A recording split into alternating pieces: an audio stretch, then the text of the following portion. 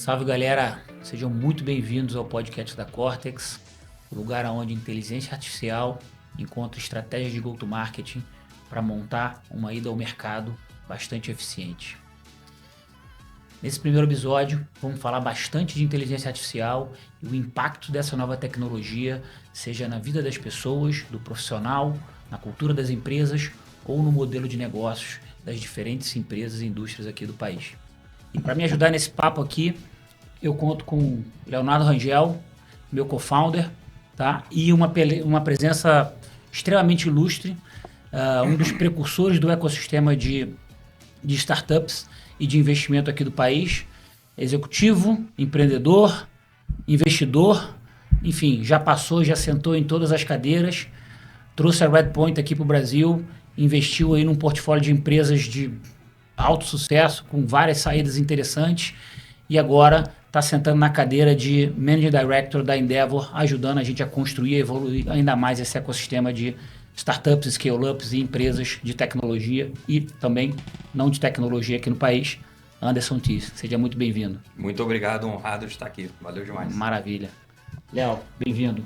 Maravilha. Também muito honrado de estar aqui no nosso podcast.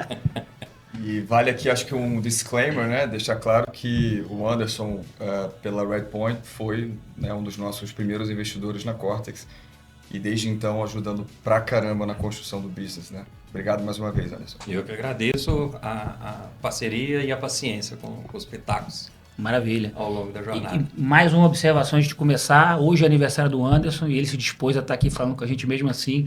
Mais uma prova de como é que ele ajuda, independente da hora, do momento e da data. Valeu de novo, Anderson. Obrigadão por estar aqui, cara. Apresentaço para mim. Obrigado. Maravilha. Bom, vamos começar aqui com uma primeira pergunta. Acho que é a mais óbvia e mais confortável de todas para você, né? Como eu falei aqui rapidamente na abertura, você foi responsável por trazer a Redpoint aqui para o país, né? Um dos primeiros fundos de investimento. Então, a gente teve o prazer de encontrar você logo no começo e conversar logo no primeiro fundo que vocês estavam montando. A gente sabe bem que nessa época tinham pouquíssimos fundos de investimentos profissionais aqui, VCs aqui no país. Os primeiros estavam começando a serem montados, alguns nacionais e outros vindo de fora, como você trouxe a Redpoint. Conta pra gente um pouquinho aí, como é que você enxerga, né, a transformação de toda essa indústria, não só a indústria, obviamente, de Venture Capital, que era do local que você estava enxergando, mas principalmente a indústria de tecnologia, de criação de startups e scale-ups aqui no país, lá quando vocês começaram até hoje. Joia. Não, a curva de crescimento do ecossistema no Brasil foi, a parte que eu pude presenciar, né, foi muito interessante. E a cada momento que você estava na curva, você olhava para trás, parecia que nada tinha acontecido antes e que o que tinha acabado de acontecer nos últimos anos era muito íngreme. Então, eu voltei para o Brasil em 2003 para trabalhar num fundo de Venture Capital, o mercado a gente carinhosamente chama de inverno nuclear, né, depois do estouro da bolha da internet. Foi um período muito longo, sem grandes atividades. Aí ali por volta de 2008, 2009, a gente começou a ver algumas empresas e aí, obviamente, a gente olhava o que estava acontecendo antes e o que começava a acontecer e ficava animadíssimo, né? Mas era tudo muito boutique, tudo muito individualizado, os deals aconteciam de forma esparsa, mas sementes muito importantes estavam sendo plantadas, né? Foi nessa época que eu fiz um investimento pela Naspers na Movile, né? Que hoje é a empresa que toca o iFood, além de uma série de outros projetos. Então, acho que é legal registrar que essas curvas de crescimento do ecossistema espelham a curva de crescimento de grandes empresas também. Mas ali a gente começou a ver um pré-interesse pelo Brasil, principalmente porque a nossa macroeconomia estava ok comparado com o resto do mundo, que estava muito ruim, né, de 2008 para frente. E a gente começou a ter modelos de negócio funcionando aqui no Brasil bem, principalmente e-commerce, que foi o primeiro que funcionou melhor aqui no nosso ecossistema no Brasil, né?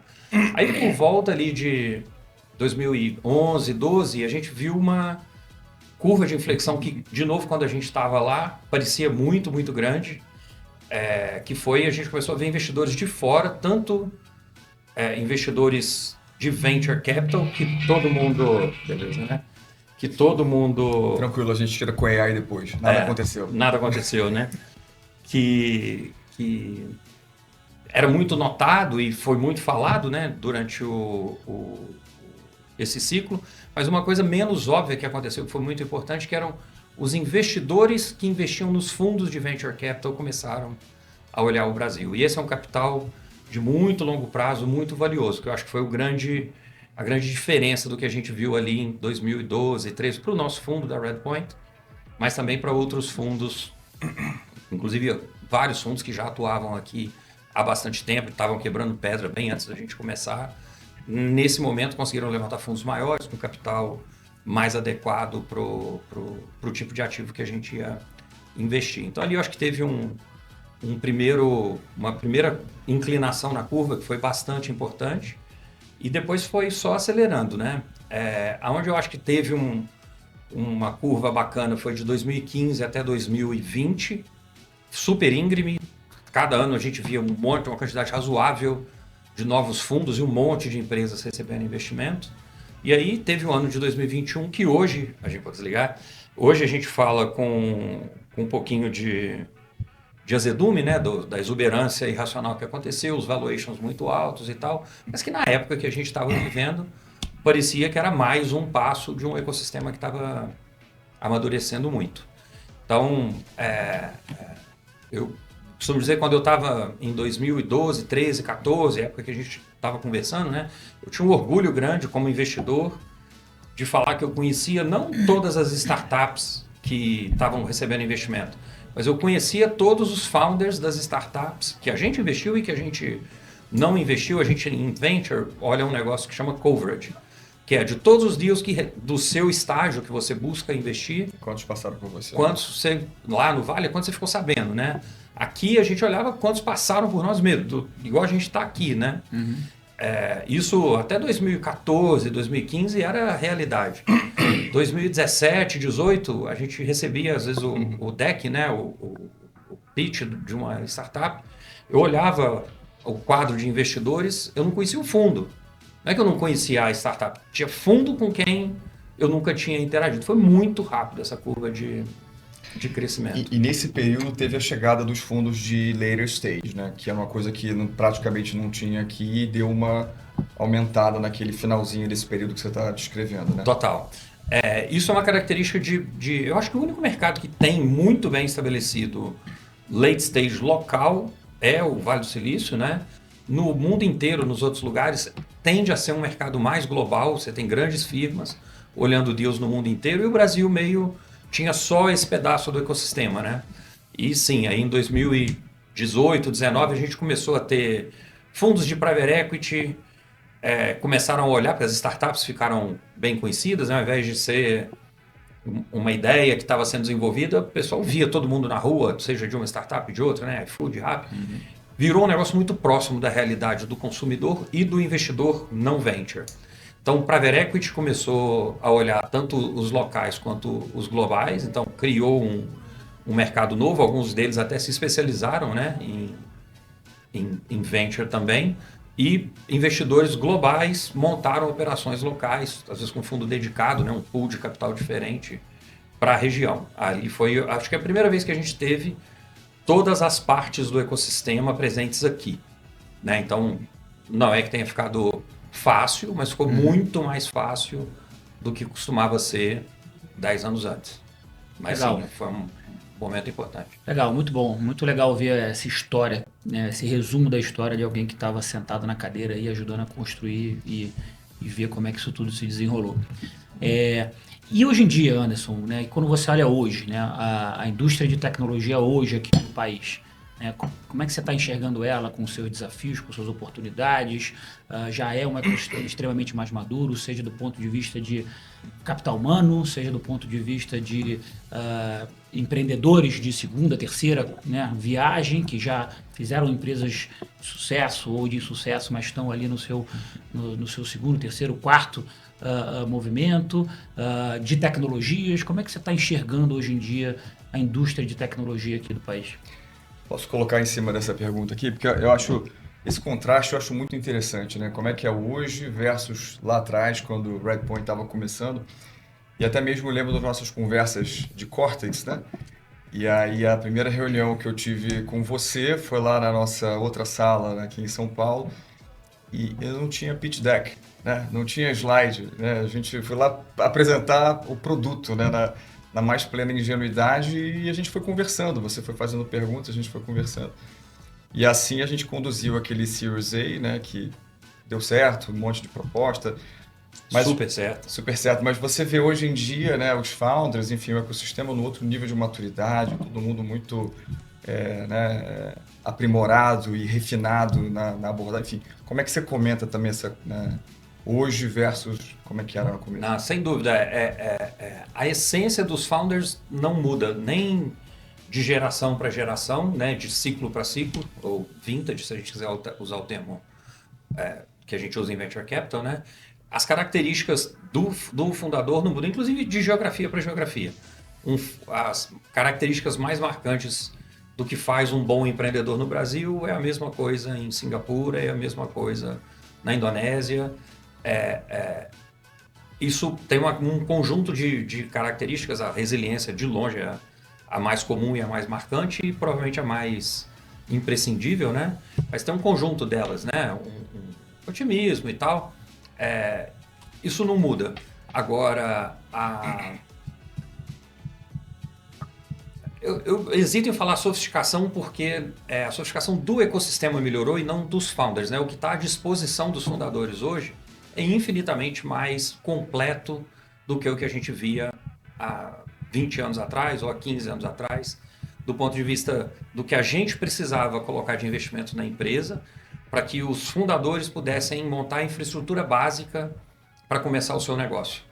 Parte disso foi o que você falou, Léo, a sofisticação do próprio time fundador, que aprendeu a lidar com as coisas que precisa saber e ter atenção, mas também a própria evolução da tecnologia, né? O que estava disponível. Se você montasse uma startup de e-commerce no comecinho do ciclo de e-commerce, você ia ter que fazer o seu sistema de pagamento, você ia ter que fazer suas integrações, você ia ter que montar sua loja em cima de um servidor web.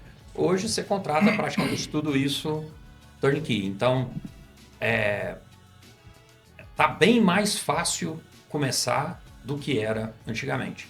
Não quer dizer que está mais fácil ter sucesso, né? Ainda continua sendo uma briga contra as probabilidades, né? Uma dedicação brutal do ponto de vista do founder para fazer um negócio ficar muito grande e dar muito certo. Mas é bem mais fácil. Do ponto de vista de conhecimento sobre Venture Capital mesmo, é uma das coisas que eu acho que mudou ali por volta de 2012, 2013, e não é uma crítica para quem estava antes, inclusive eu fiz deals assim antes, mas a gente começou a praticar pela disponibilidade de capital, a disponibilidade de todos os ciclos né, o Series A, B, C, tal, a gente, como ecossistema, começou a poder se permitir usar as boas práticas de Venture Capital mesmo, que é fazer as rodadas com Staged Finance, encorajar os fundadores a ter stock option, compartilhar parte do upside com o time. E tinha uma parte muito de aprendizado recíproco e um pouquinho de transferência de experiência e boas práticas do Vale para cá, que em parte os investidores fizeram. Muito nesse começo, né? A gente, o exemplo que você deu, a gente teve inúmeros casos da gente estar começando uma negociação, já depois a gente fazia o demo, conversava, discutia, vamos partir para o deal, né? E onde a gente virava e falava, peraí, tá aqui um livro, né, que é o Venture Deals, que era o livro da moda na época, que o nome dele é Como Ser Mais Inteligente, Mais Esperto, né, do que o seu VC, do que o seu advogado. Que era um livro que ensinava o pulo do gato para os founders, né? Na época só tinha em inglês, acho que hoje já tem até em português. A gente dava o livro de presente e falava assim, cara, estuda isso aqui e volta para a gente negociar. Você está criando caso com coisas que eu não consigo mexer, não vai ter deal. E aonde você deveria estar negociando comigo, você não está nem olhando. Então vai lá, negocia, porque eu quero que o deal seja bom para você. Olha quantos anos a gente é sócio. Né? Se eu tivesse ferrado vocês na primeira negociação, a gente não ia estar aqui hoje, concorda? Então foi um negócio muito bem fair. bacana. E isso que você está falando é muito interessante, que eu me lembro do próprio advogados, né? O apoio jurídico que a gente, né, contava naquela época, eu nunca tinha feito antes, né, deals desse tipo, né? E agora você tem todo o ecossistema Exatamente. especializado. Exato. Esse tipo de de skill não era disponível. E tudo, escritório de advocacia, a estrutura que, né, empresa fora com outra aqui, tal, tudo era muito novo pro fundador. Então, quando vocês começaram, vocês não tinham que saber só de AI, né? Só do business que vocês estavam construindo. Putz, precisaram se aprimorar num monte de coisa que vocês usaram poucas vezes, né? Algumas vezes em rodadas e uma vez só, né? Como deveria ser a estrutura societária da empresa. A gente teve que propor, teve que explicar o porquê, vocês tiveram que aprender. Hoje, o que acontece é um cara que está montando uma nova empresa, vai fazer o quê? Vai conversar comigo, depois vai conversar com vocês. É assim que faz, né? Então tem um trabalho, assim, eu tenho um baita orgulho, como você falou, de ter participado desse começo do ecossistema, mas é um trabalho muito feito pelos fundadores que fizeram, né, o primeiro ciclo, quebraram muita pedra. Eles são referências hoje para quem está começando. E, né, o nosso público aqui tem muita gente de founder, de tecnologia e tal. E no momento atual, se você tivesse que olhar e falar assim, cara, quais são as principais coisas que você como founder ou como C-level de uma empresa de tecnologia deveria estar olhando, deveria estar se desenvolvendo dentro desse ecossistema, né? Porque a gente já tem muito mais ferramental ou conhecimento e peças do ecossistema montados. Aonde que você acha que estão os principais pontos importantes e olhares estratégicos que o pessoal tem que estar olhando? Daniel, toda vez que eu falo isso, me olham com a cara assim de lunático ou de político. Eu não sou nenhuma das duas coisas. Eu sou até bem racional, bem cartesiano na forma como eu olho o mercado, principalmente a oportunidade de investimento. Eu tenho uma convicção muito, muito grande que a melhor época para empreender, desde que eu me entendo como player desse ecossistema, é agora. Assim, a gente vai ver nos próximos 10 anos muito mais mudança do que a gente viu, provavelmente, em absoluto, não estou falando em velocidade, estou falando em total do que a gente viu nos últimos 20, 30 anos. E por quê? A gente, pela primeira vez, eu acho que na história, mas com certeza nesse período, a gente está vendo um monte de coisa chegar no mercado ao mesmo tempo. Um monte de plataforma estruturante chegar são movimentos de placas tectônicas que a gente está vendo ao mesmo tempo. A gente, historicamente, sempre tem uma dessas a cada 5, 10 anos, dependendo de onde você coloca a barra, você pode contar mobile e depois smartphone, ou uma coisa só, né? Ou mobile, SMS, smartphone. Mas você tem lá internet, daí um tempo veio celular, depois veio smartphone, aí redes sociais, na verdade começou um pouquinho antes de smartphone, né? Aí depois SaaS, todas essas plataformas e jeitos de fazer negócio, sempre que elas chegam, elas são muito disruptivas. E elas criam oportunidade para quem tem mais agilidade. Guess what? Founders, né? É quem está ali montando a empresa, que pode se dar o luxo de pensar um negócio do zero. E a hora que ele está no ano 2, olha a Cortex quantas vezes se reinventou, né? Se fosse uma empresa super tradicional, com linha de produção e tal, não tem como ter essa velocidade. Parte é mérito, parte não tem jeito mesmo, né? Se fossem vocês mesmo que inventaram a Cortex quantas vezes? Se vocês estivessem tocando um business muito offline, ia ser mais difícil. E agora a gente tem pelo menos 5 delas chegando ao mesmo tempo no mercado. Estão todas no mesmo grau de maturidade? Não.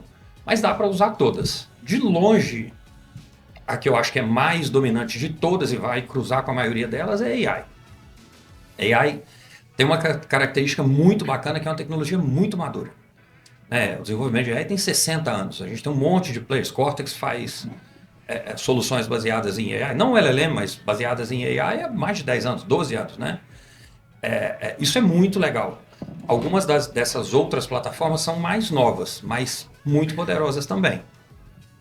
Então, AI é uma, e é provavelmente a mais importante, e é que está chegando com mais força. Mas a gente tem cripto, e tecnologias financeiras baseadas em blockchain, tal, é uma outra componente super importante. Aí a gente tem robótica com Bionics, né? Pode ser um robô independente ou acoplado a pessoas, que está chegando também com muita força. A gente tem tecnologias de energia limpa, né? Baseada na natureza, tem várias nomenclaturas, você pode falar que são duas coisas ou uma, mas esse guarda-chuva tem bastante coisa legal acontecendo também. E biotech, né? Tem uma geração nova muito, muito grande, baseada nos avanços de genética que estão permitindo coisas muito legais acontecerem. Então você imagina como era o mundo para trás, quando você achava que estava entendendo alguma coisa, vinha uma ruptura em 98. Agora estamos aprendendo a comunicar na internet, aí começa e-commerce. Aí, putz, eu achei que eu sabia fazer retail, agora tem um cara aqui onde a minha margem é a vantagem competitiva dele, né? A Amazon chegando. Imagina, isso era uma coisa, né? Só internet chegando em todas as indústrias. Isso foi amadurecendo e virou o sufixo. A gente saiu do .com para o tech, né? As empresas adotavam o sufixo .com muito tempo atrás, né? Depois as indústrias começaram a adotar o tech. Prop tech, retail tech, né? E hoje isso já está dissolvendo, né? Tudo, a tecnologia está em todos os lugares. Agora a gente está vivendo isso com AI, né? Sou AI first, AI based, AI empowered. Daqui 2, 3 anos, né? Teve eu acho que é um pouco de exagero, mas no South by Southwest agora um cara falou, daqui 5 anos a gente vai ter 2 tipos de empresa. As que se adaptaram a usar AI e as que morreram, né? Eu acho que é um exagero, vai ser mais tempo, mas todo mundo vai usar AI, não tem dúvida. Queria descer em AI, né? Acho que é um ponto importante para a gente e queria pegar um pouquinho da sua visão sobre isso. E é engraçado, assim, que você estava falando antes, né, sobre facilidade de criar uma empresa, sobre investimento, né, sobre fundos, e eu acho que a AI mexe em tantas dimensões distintas, né? Nunca foi tão fácil criar uma empresa. Com o AI, então, é ainda mais fácil você criar, seja lá qual for o software que você quer criar, né? É mais barato, né? Isso tem um impacto no mercado de investimento também em startups, né? Abre-se um leque enorme de oportunidades para você criar aplicações, né? Eu li outro dia alguém falando que estava analisando o relatório de emprego dos Estados Unidos para saber quais eram as posições, os cargos, né? De maior valor de mercado e olhando então as startups que estavam priorizando a adoção de agentes e de GenAI para resolver aqueles problemas, ou seja, aquelas funções, né? Então, abre-se muita oportunidade também de criação de produto, né? Como é que você está vendo tudo isso de AI, assim, as principais mudanças, os impactos, e no Brasil, né? Quem que está adotando AI bem? Como é que está esse processo? No que a gente está pecando? No que a gente está indo bem? Como é que você está enxergando isso? Para onde parece que a gente vai é muito similar ao que a gente viu na adoção de outras tecnologias, como web e smartphone e por aí vai. Eu acho que AI a gente vai ter um benefício maior no Brasil de não ter um custo de adoção muito alto. Uma coisa muito bacana que tem no Brasil é o ímpeto de adotar tecnologia nova, inclusive de concentrar, né? Surge o YouTube, Brasil geralmente é número 2, 3, 4 ou 5 da maioria das coisas que pegam no Brasil, a gente tende a usar a mesma coisa, historicamente, né? Smartphone, por exemplo, a gente foi um pouco mais lento, porque você precisava da população conseguir pagar por um smartphone, que ainda hoje é muito caro, né?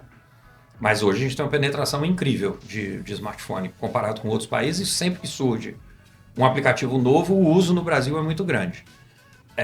A plataforma de AI é muito ampla, mas não tem barreira de adoção. Se você tiver um smartphone ou um computador em casa, você já consegue usar um monte de coisa hoje, né? Já tem um monte de gente usando ferramentas de AI no Brasil. Eu acho que cada vez mais a gente vai ver isso. O mais provável é que a gente veja a camada que, quando você olha uma pilha de tecnologia, né? Onde eu acredito que a gente vai ter investimentos de mais sucesso no Brasil é na camada de aplicação.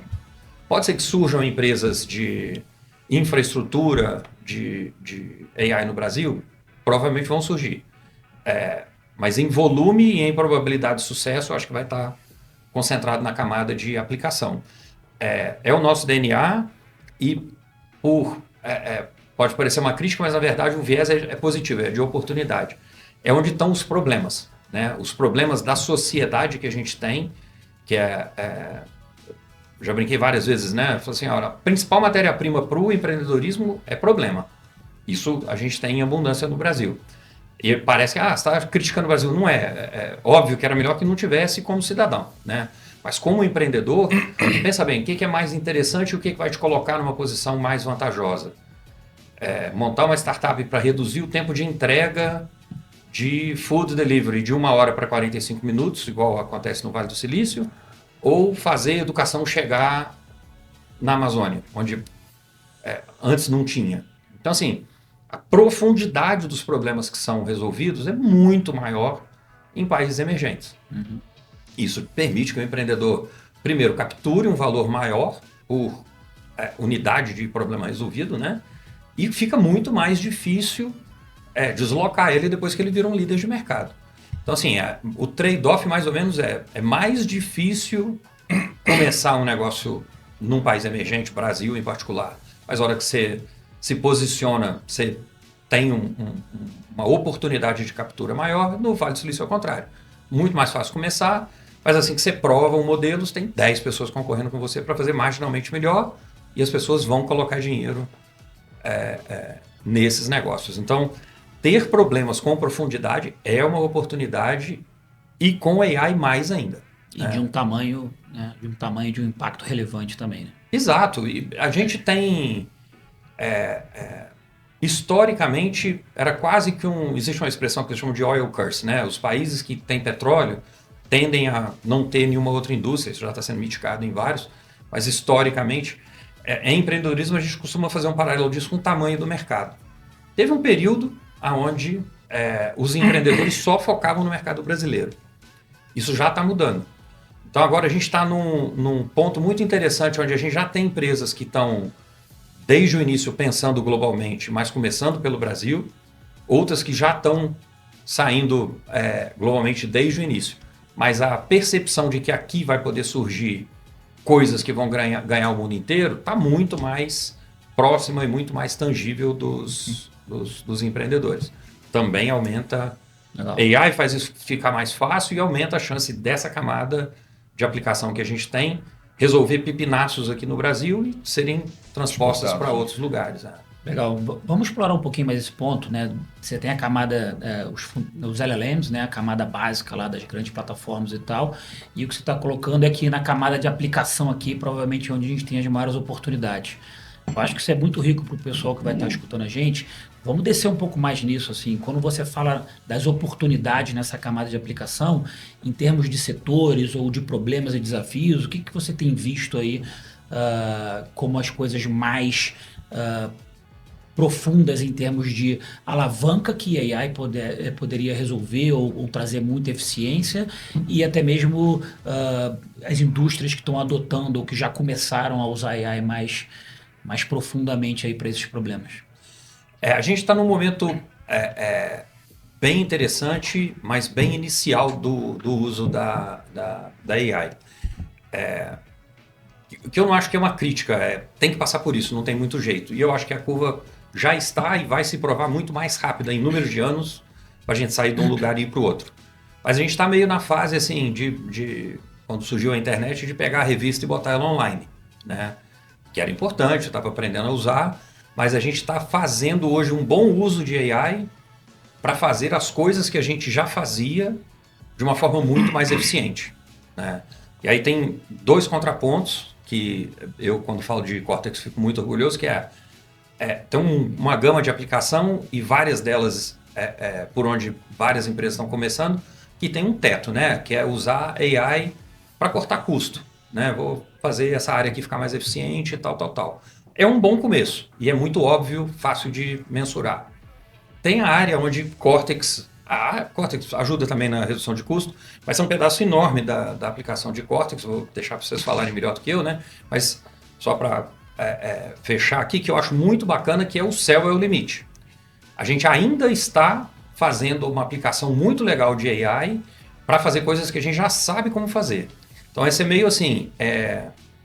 Aí eu acho que cai na categoria do que o cara lá do South by Southwest falou, que é quem não fizer vai ficar de fora. Porque é muito mais eficiente e o ganho muito maior, que é como que eu uso AI para vender mais, né? Para vender de forma mais eficiente.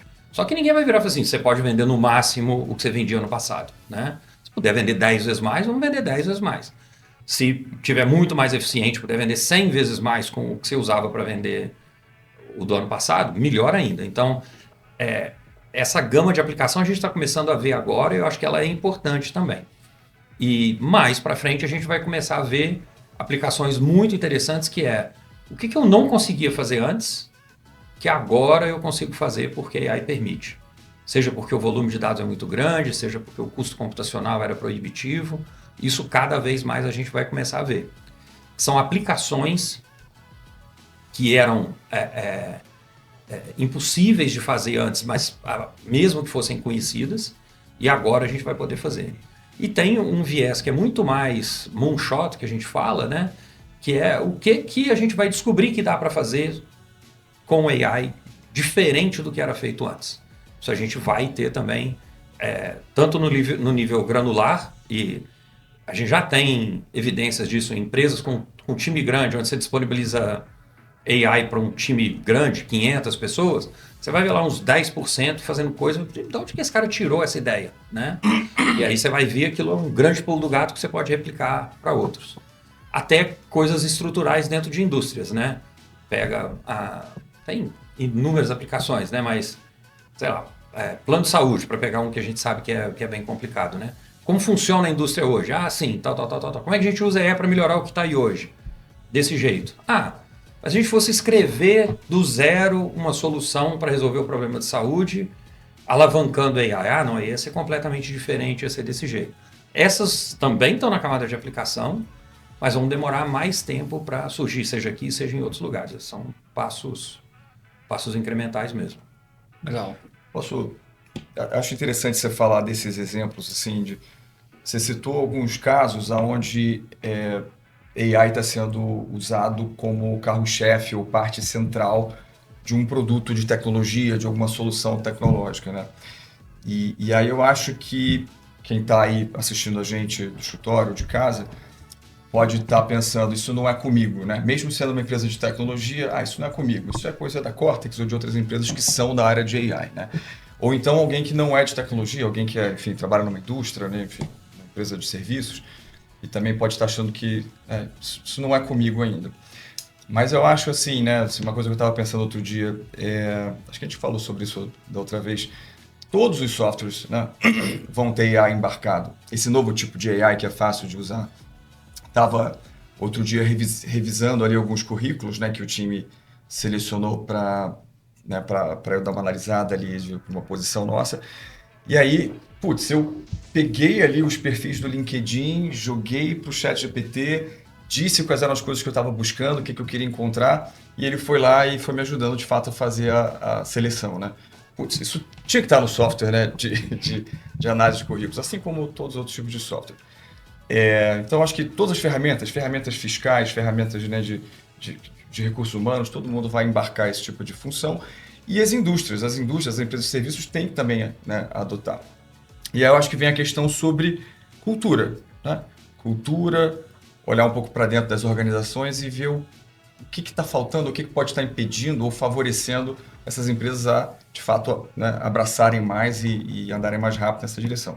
Como é que você enxerga esse ponto cultural, né, das pessoas? Que tipo de mudança deveria ser feita para essa adoção ser mais rápida? Eu acho que ela vai ser e precisa ser em múltiplas frentes. Eu acho que as empresas têm um incentivo muito grande em fazer, mas não é obrigação só delas. Eu acho que o governo tem um interesse muito grande em fazer, mas não vai ser só obrigação do governo. E eu acho que individualmente todo mundo tem um incentivo enorme, ainda não é tão claro, mas é um incentivo enorme individual para se equipar. O Tom Tungus, que vocês conhecem, né, que é um investidor lá da Theory Ventures, cara espetacular, completamente fora da curva, ele cunhou um termo que é fluência em AI. Muito bacana o jeito que ele colocou, e eu acho que isso vai ser uma realidade igual é reconhecido quem tem influência em uma ou mais línguas, quem tem influência em escrever código. Lidar com AI rapidamente vai virar um diferencial e depois vai virar uma commodity, né? Se você sabe que você vai precisar dela um dia, é melhor você surfar a parte onde ela é um diferencial do que ficar esperando, né, sabendo que você vai ter que fazer um dia. Uma das frases de mais efeito no monte de palestras que a gente viu lá durante, de novo, o evento em Austin, né, recorrentemente, há 3 anos atrás, se falava a AI vai acabar com uma quantidade enorme de empregos. Isso já acabou, essa conversa. A tônica lá hoje tem lugares que a gente vai ter menos vaga, porque está recortando o custo, tem lugares que a gente vai ter mais vaga, porque o ganho de AI permite a gente, por exemplo, vender muito mais. Mas a frase mais recorrente é: você não vai ser substituído pela AI. Você vai ser substituído por um colega que sabe mais AI do que você. Então, assim, o incentivo de todo profissional, a menos o cara que vai se aposentar amanhã, é aprender como usar AI em tudo. E quando chegou a internet, a gente tinha um ciclo que a gente falava, o cara primeiro começa a surfar na internet. Depois ele começa a procurar coisas na internet. Depois ele começa a procurar onde comprar coisas na internet. Depois ele começa a comprar na internet. Aí ele virou um web citizen, né? O cara já transaciona online. Isso levava 7 anos no começo. Isso foi encolhendo com o tempo. Eu acho que a gente vai ter um ciclo parecido com o AI, só que muito mais curto. Quem é early adopter já está tendo esse... porque são comportamentos que é difícil de tangibilizar enquanto você está lá dentro. Né? Mas quem já usa AI e vai entrar num software que não tem opção de AI, o raciocínio já é, putz, não acredito que eu tenho que fazer isso aqui agora. E essa ânsia, ela é muito positiva. É mais ou menos igual você virar e falar assim, putz, preciso ir numa agência bancária fazer isso? Ou, putz, preciso ir no cartório mesmo fazer isso? Hoje em dia, né? Quase tudo se resolve sem fazer essas coisas. De vez em quando chega uma coisa que, né, você fala, nossa, arcaico, né? A gente já está sentindo isso de um software para outro, onde você consegue usar AI, onde você não consegue. Não é possível. Eu vou ter que fazer isso aqui, vai custar X horas para eu fazer isso, não é possível. Então, cada vez mais a gente vai ver isso em todas as aplicações. Então, entendo o sentimento, Léo, não acho que é para empresas de tecnologia. Com certeza, vocês têm um quote and quote, né, entre aspas aqui enormes, obrigação. Um pipinaço e uma obrigação e uma oportunidade de ouro, mais do que qualquer outra empresa. Mas todas as empresas, todas as áreas, pega qualquer empresa, se você for olhar, sei lá, toda empresa vai ter uma área de contabilidade, um jurídico. Esse pessoal tem que estar equipado com essas ferramentas.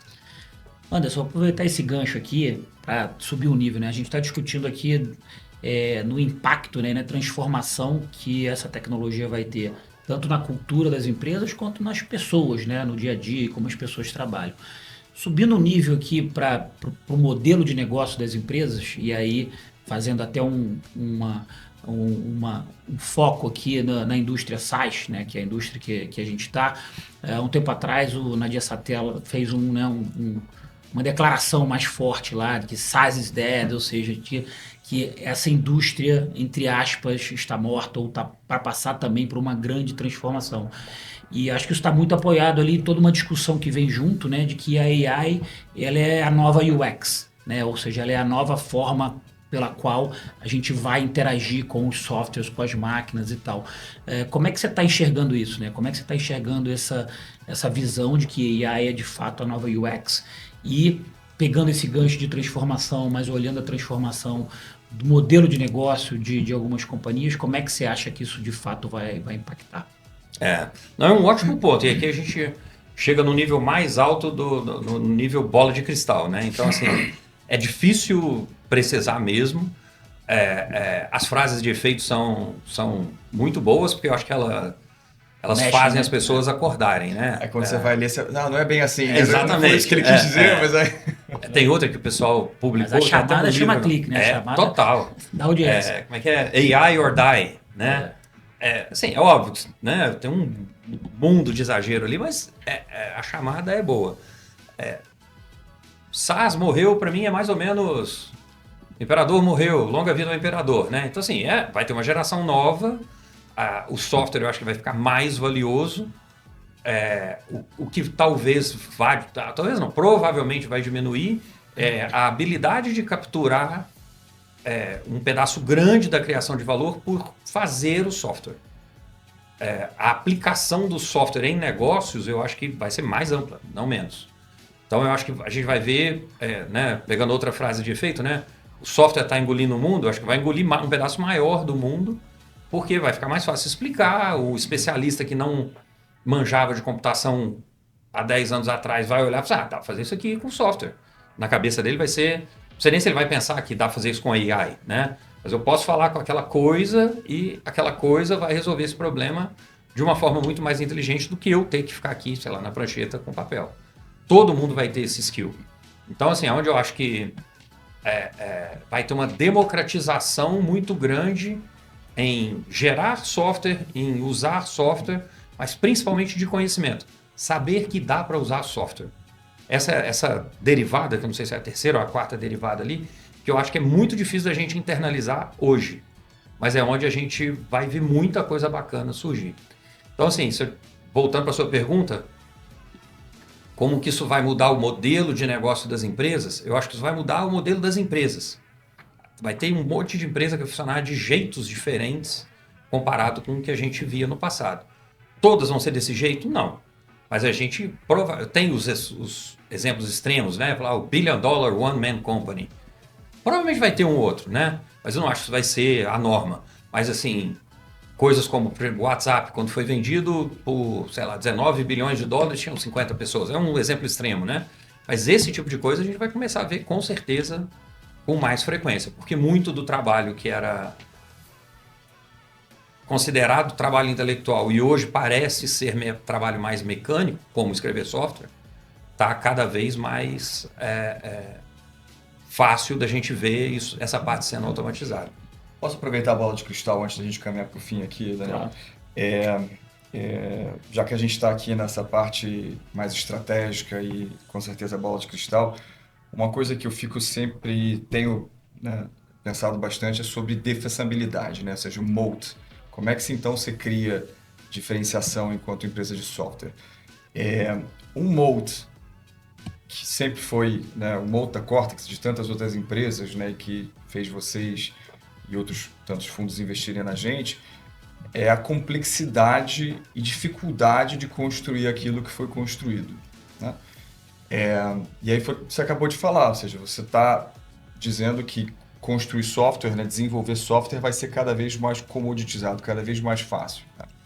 Como é que você enxerga esse discurso dos novos moats, né, as novas defensabilidades no futuro? Como é que você se diferencia num mundo onde fazer software é cada vez mais fácil?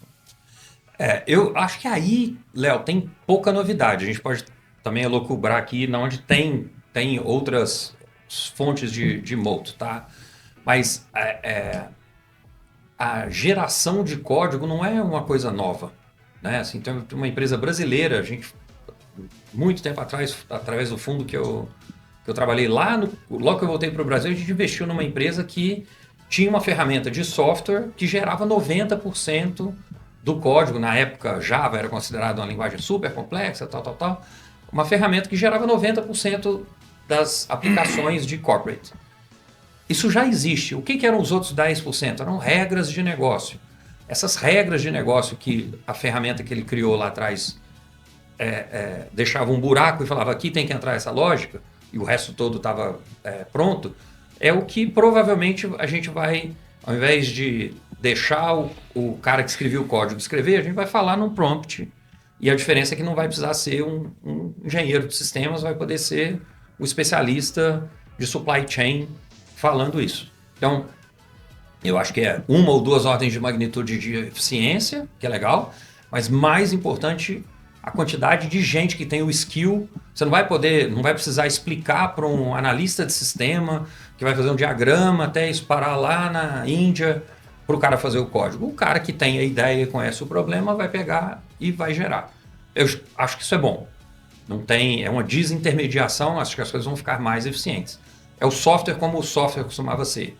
A diferenciação, que é a propriedade intelectual, passa a ser a propriedade intelectual de fato, né? O que realmente faz isso aqui ser especial para você? Tem um monte de desafios novos que vai ser muito mais barato copiar também. Depois que você fez e publicou, vai ser mais Você fácil fala copiar. a ideia, né? A ideia, exatamente. Então, tem dinâmicas novas.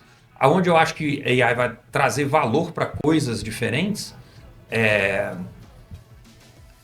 custo computacional, que hoje, inclusive, é uma barreira a favor de AI, tende a desaparecer. Então, acho que isso vai ser uma coisa muito, muito boa. E a outra coisa, o valor... Tem duas coisas muito diferentes, né? O valor de ter o dado, que sempre teve uma percepção, isso vai passar a ser um diferencial muito grande, ser o dono de um determinado, ser o dono ou ter acesso a um pool específico de dados numa primeira instância e como usar os dados. Isso acho que vai ser o pulo do gato para criar moat num monte de empresas, né? Me arriscando aqui no quadrado da Cortex, né? Legal que eu tenho todos esses dados aqui, tem esse monte de informação pública, tem esse monte de dados proprietários que me ajudam a fazer uma venda mais eficiente. Legal. Agora, como que eu uso a minha inteligência de negócio para fazer essa venda de um jeito que o próximo não vai conseguir? Esse eu acho que é um moat mais perene, não vai ser impossível de ser copiado, mas muito, muito valioso. Eu desconfio que mais valioso do que o software que você usa para atender algum cliente ou fazer alguma coisa. Mas a ser visto, né? Temos que ver para onde caminha, mas eu acho que Legal. Dá para ver desse jeito. Muito bom. Mr. Anderson. Mr. Anderson. Infelizmente, estamos caminhando para o fim. Papo ótimo aqui, voou, né? A gente acho que mal conseguiu cobrir as coisas que a gente tinha planejado aqui. Mas, cara, muito obrigado. Foi muito legal ver essa tua visão aí da nossa Matrix aqui, como é que você enxerga aí, né, da sua cadeira, isso tudo. Esse primeiro episódio aqui, a ideia é que fosse muito provocativo e mais alto nível, então foi um prazer contar com a sua presença aqui. A ideia é sensibilizar de fato todo o nosso público dessa grande transformação e desse movimento, né, que a AI está trazendo, que impacta desde a gente como profissional, a cultura das empresas, os modelos de negócio, enfim, uma série de dimensões diferentes, e é o que a gente vai estar aí explorando, né, o impacto dessa tecnologia, o impacto de AI e principalmente o impacto de AI dentro da forma como as empresas se organizam, da forma como as empresas fazem a sua ida do mercado, da forma como elas gerem as suas máquinas de go-to-market, tá? Então, enfim, muito obrigado aí pela participação. E aí, antes do fim, queria pedir para você uma indicação de um livro, né? A gente já faz isso com alguma frequência, todos os nossos eventos a gente sempre tenta pegar um pouquinho da sabedoria, da inteligência de cada pessoa que a gente entrevista, que a gente conversa, e acho que uma boa forma de fazer isso é pedir uma indicação de um livro que foi interessante, que foi importante para você em algum momento, e explicar um pouquinho ali o porquê disso e o que você acha que esse livro é interessante para a nossa audiência. Como você sabe de longa data, a Cortex é nerd, né? A gente é nerd, a gente gosta de estudar, a gente gosta de estudar coisas difíceis, complexas, né? Então, acho que isso aqui conversa muito com esse traço aqui da empresa. Muito bacana. Bom, eu peguei um livro que eu gosto há muito tempo, fiquei super feliz de ver que agora tem uma versão em português dele também. A versão original é Hard Things About Hard Things. Em português é O Lado Difícil das Situações Difíceis. É um livro do Ben Horowitz, que é um dos investidores de referência no Vale do Silício.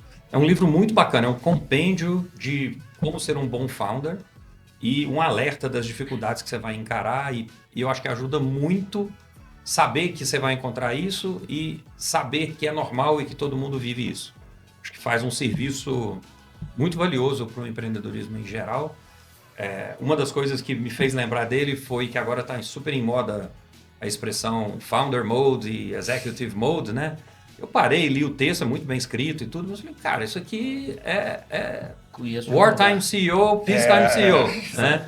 Então, assim, pegou um conceito muito bem escrito aqui, que eu acho que é super bacana, que é descrito de um jeito que vira e fala assim, vocês, CEOs, né? Daqui vão ter que se reinventar, tem hora que vocês vão ter que estar num modo de guerra, que é mais ou menos o que a gente está agora, né? E uma época que a gente vai estar no modo de paz, que é uma abundância e podendo crescer e tal. Esse equilíbrio e essa troca de chapéu eu acho que é mais valiosa aqui do que do jeito polarizado que foi feito fundador tem um conjunto de características e executivo tem outra. Eu gosto mais da leitura daqui, acho que está mais harmônico do jeito que a gente precisa mais hoje no mundo do que mais polarização, né? Então, eu recomendo fortemente. O livro é muito, muito bom. A gente, há muito tempo atrás, vou ter testemunhas aqui, né? Quando eu li o livro, eu achei tão valioso que a gente comprou o livro e deu para todas as empresas do nosso portfólio. Então, hoje já dá para falar que é um... Não só do portfólio, né? A gente estava negociando ainda lá o term sheet do Series A e você... Já era do portfólio, a gente me só deu o não livro tinha assinado e o ainda. livro é muito bom, eu assino embaixo, é realmente excepcional. Não, muito bom. Tô sugestionado, tipo, ó, toma um livro aqui que eu tô entregando só pro pessoal do portfólio. Olha o suporte que eu vou dar para você se você vier comigo, né? Muito bom. Maravilha, Anderson. Muito obrigado. Eu que Valeu mesmo agradeço, pelo prazerão. papo. Que o podcast seja um grande sucesso e que a Cortex continue sendo um mega sucesso. Parabéns pela jornada aí. Nada mais a acrescentar. Valeu, Anderson. É isso aí, pessoal. Obrigado então para vocês que assistiram o nosso primeiro episódio aqui. A ideia inicial foi justamente a gente sensibilizar e discutir bastante sobre inteligência artificial, o impacto que isso vai ter tanto nas pessoas, quanto na forma de trabalhar, quanto na cultura das organizações e principalmente nos modelos de negócio, nas empresas. E espere daqui para frente vários outros episódios com desdobramento de como é que a inteligência artificial vai impactar também nas máquinas de go-to-market, nas máquinas de crescimento das empresas. Muito obrigado pela audiência. Vamos juntos.